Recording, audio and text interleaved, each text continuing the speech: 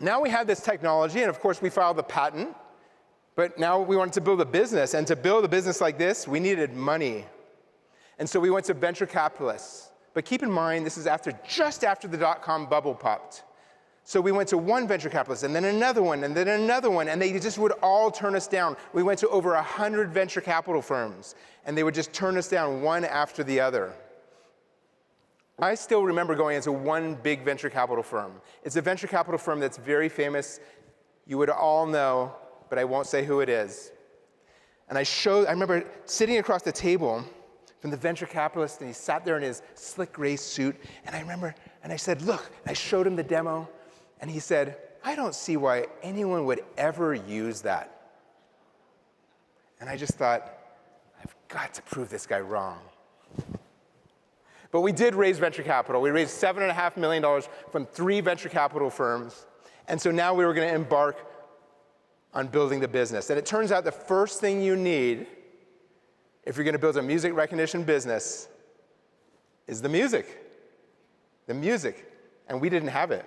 And actually, there were no digital databases at the time. There was no Spotify. There was no iTunes. No digital databases. Music was in the format of CDs. And we didn't have the CDs. So we didn't have the music. We didn't have the CDs. So what are we going to do? Buy all the CDs? I mean, we're a startup. What would you do? So what we did is one of our investors was Richard Branson's The Virgin Group. So we went to Virgin Record Store because we started in London. So Virgin Record Store was one of the big record stores. And we met the management and we said, Richard Branson funds us. Can we have access to your CDs? And they said, no. And then we thought, oh. Then we went to this large distributor of CDs. The largest distributor of CDs, they're the ones that send the CDs to Virgin Record Store and HMV and all the big record stores. And I remember sitting across the table from the executives with their grizzly beards, and I leaned over and I said, the world is changing. The world is moving to digital. Wouldn't it be great to have a digital copy of all that music? We can build it for free.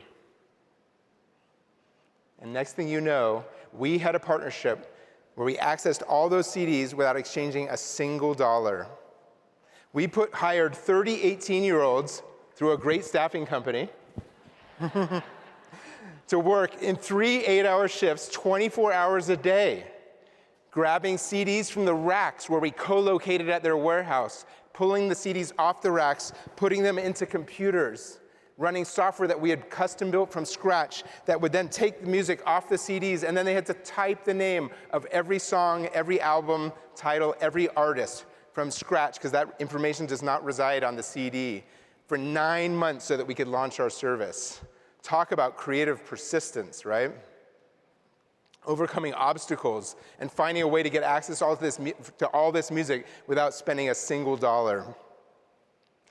Now, when I came up with the idea for music recognition, I honestly did not realize that what I was really creating was a search engine. Not a search engine of the web, but a search engine of all music. And so we knew there was this startup that had started just 2 years before us called Google. They were quite a hot startup. And we knew that they had built a search engine because there was no Amazon Web Services at the time. So what they had done is taken a bunch of PCs, wired them all together, and then wrote custom software so that it turns them into one giant supercomputer. It's called a Beowulf cluster.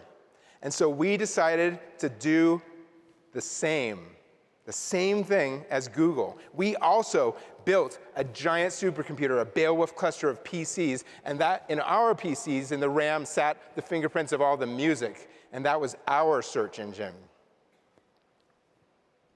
Now, I think I know what some of you might be thinking. Are you thinking Google became a much more successful company than Shazam? But whose search engine is better looking?